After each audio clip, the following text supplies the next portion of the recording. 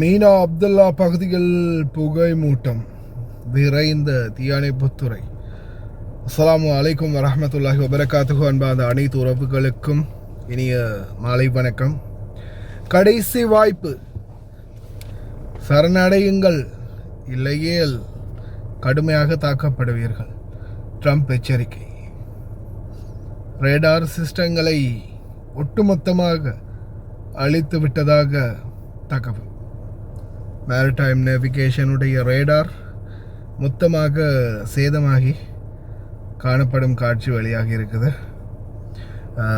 எந்த ஒரு நேவிகேஷனும் இனிமேல் கடல் சார்ந்த எந்த ஒரு கண்காணிப்புகளையும் ஈரானால் மேற்கொள்ள முடியாது அப்படின்ற தகவலை அமெரிக்க தரப்பு வெளியிட்டிருக்கிறாங்க. ஈரானுடைய சில செய்திகளையும் வெளியிட்டிருக்கிறாங்க.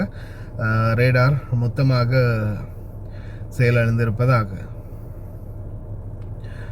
இன்றைய தினம் மீனா அப்துல்லா பகுதிகளில் பார்த்திங்கன்னா, அதாவது அப்துல்லா துறைமுக பகுதிகளில் குவைத்துடைய மிகப்பெரிய அளவில் ஒரு புகை மூட்டம் ஏற்பட்டிருக்குது. உடனடியாக அதிகாரிகள் விரைந்து சென்றபோது, அதாவது வேஸ்டேஜ் குப்பைகள் நிறைஞ்சிருக்கக்கூடிய அந்த பகுதியில் திடீர் தீ விபத்து ஏற்பட்டிருக்குது. அதனால் ஏற்பட்ட புகை மூட்டம் தான். பல தீயணைப்பு படை அந்த இடத்துக்கு விரைந்து சென்றிருக்கிறாங்க. உடனே தீய கட்டுப்பாட்டுக்குள்ளே கொண்டு வந்திருக்கிறாங்க. பதற்றமடைகிற அளவுக்கு எந்த பிரச்சனையும் இல்லை அப்படின்றதையும் தெரிவிச்சிருக்கிறாங்க குவைத்துடைய தீயணைப்பு படை. அதே மாதிரி இதில் யாருக்கும் எந்த ஒரு காயமும் இல்லை அப்படின்றதையும் தெரிவிச்சிருக்கிறாங்க. அதே போல் பார்த்திங்கன்னா, தொடர்ந்தும் சப்ளைஸ், அதாவது ஹெலிகாப்டர் மூலம் தொடர்ந்துமே கடலில் இருக்கக்கூடிய இராணுவ படைக்கு, அடுத்தது கடற்படைக்கு அமெரிக்காவினுடைய தொடர்ந்துமே அவங்களுக்கு தேவையான உணவுகள் மற்றும் தேவையான பொருட்கள் அனைத்துமே தொடர்ந்தும் வழங்கப்பட்டுக்கிட்டு இருக்குது. 24/7 தயார் நிலையில் இருக்கிறதாக தெரிவிச்சிருக்கிறாங்க அமெரிக்க தரப்பு. கடைசியாக ஒரு வாய்ப்பு அப்படின்ற மாதிரி ட்ரம்ப்புடைய எச்சரிக்கை விடுக்கப்பட்டிருக்கிறது.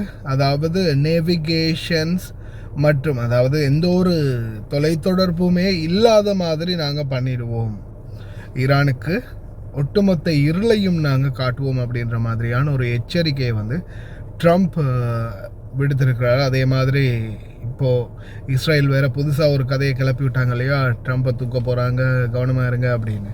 அது இன்னும் கொஞ்சம் ஓரளவுக்கு பரபரப்பான நிலைமையை ஏற்படுத்தி இருக்குது. அதே மாதிரி பார்த்திங்கன்னா, கல்ஃப் கோஆப்ரேஷன் கவுன்சில் மிக முக்கிய பேச்சுவார்த்தையை நடத்தியிருக்கிறாங்க. அதில் குறிப்பாக பார்த்திங்கன்னா, இப்போதைக்கு இன்டர்நேஷ்னல், அதாவது உலகளாவிய ரீதியில் பல வர்த்தகங்களை இது பாதிக்கிறதாகவும், இந்த பாதிப்புகளுக்கு ஒரு முற்றுப்புள்ளி வைப்பதற்கான முக்கிய ஆயத்தங்கள், ஏற்பாடுகளை உடனடியாக எடுத்து ஆக வேண்டிய தீர்மானத்தில் கல்ஃப் நாடுகள் இருக்கிறதாகவும் தகவல்கள் வெளியாகி இருக்குது.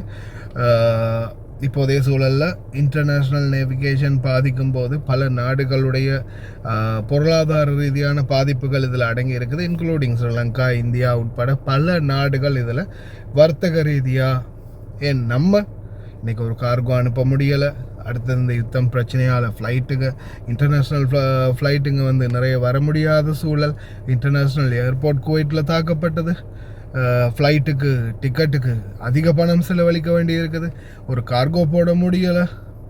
அதே மாதிரி இந்த நாடுகளுக்குள்ளே வர வேண்டிய முக்கியமான பொருட்கள் சில தட்டுப்பாடாகிட்டு வருது. இந்த மாதிரி பல பிரச்சனைகளுக்கு முகம் கொடுக்க வேண்டியதாக இருக்குது அப்படின்றத தெரிவிச்சிருக்கிறாங்க. இது இப்படியே தொடர்ந்தால் அரபு நாடுகளுக்குள்ளே வர வேண்டிய பொருட்களுக்கு மிகப்பெரிய ஒரு ஸ்தம்பிதமாகும், விலைகளில் மிகப்பெரிய மாற்றம் வரலாம் அப்படின்றதையும் தெரிவிச்சிருக்கிறாங்க. பொருட்கள் வரும், இப்போ சவுதி வழியாக சரி ஏதாவது ஒரு வழியாக உள்ளே கொண்டு வரலாம் பை ரோட். ஆனாலும் அதோடைய அந்த டிரான்ஸ்போர்ட் கோஸ்ட் அதிகரிக்கும் போது இன்னும் விலைகள் அதிகரிக்க வாய்ப்பு இருக்குது அப்படின்னு தெரிவிச்சிருக்கிறாங்க. எப்படியோ தொடர்ந்தால் எங்கே போய் முடிய போகுதுன்னு தெரியல, பார்ப்போம்.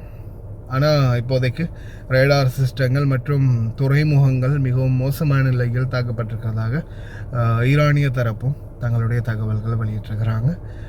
ஒரு நிலைமைக்கு ஒரு முடிவுக்கு வருவாங்களா ஈரான், பொறுத்திருந்து பார்ப்போம்.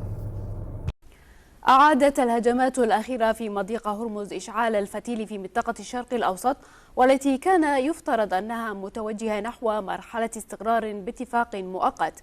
ويتحول هذا الشريان المائي الضيق مجددا إلى بؤرة توتر ساخنة وساحة مفتوحة لصراع النفوذ، ما يعرض أمن الطاقة وحركة التجارة الدولية لتقلبات جيوسياسية مستمرة تتطلب إدارة دولية حذرة.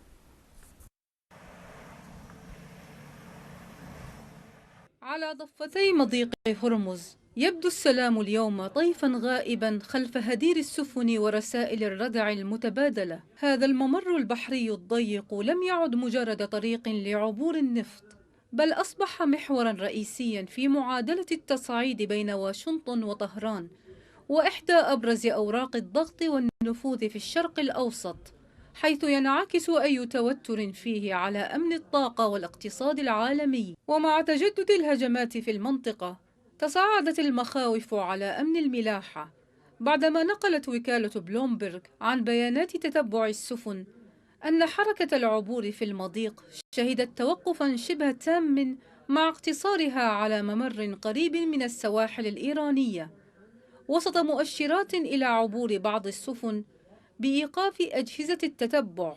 وفي كل مرة يتصاعد فيها التوتر بين واشنطن وطهران، تتحول مياه هرمز إلى مقياس للأزمة. فبينما تتمسك إيران بحقها في الرد، تؤكد الولايات المتحدة التزامها بحماية حرية الملاحة، لتبقى المنطقة رهينة سياسة الردع المتبادل واحتمالات التصعيد المحدود. وفي ظل المواجهة غير المباشرة، يظل مضيق هرمز في قلب المشهد، حيث يكفي أي احتكاك جديد لتوسيع دائرة التوتر وإبقاء العالم مترقبا لما ستؤول إليه الأحداث.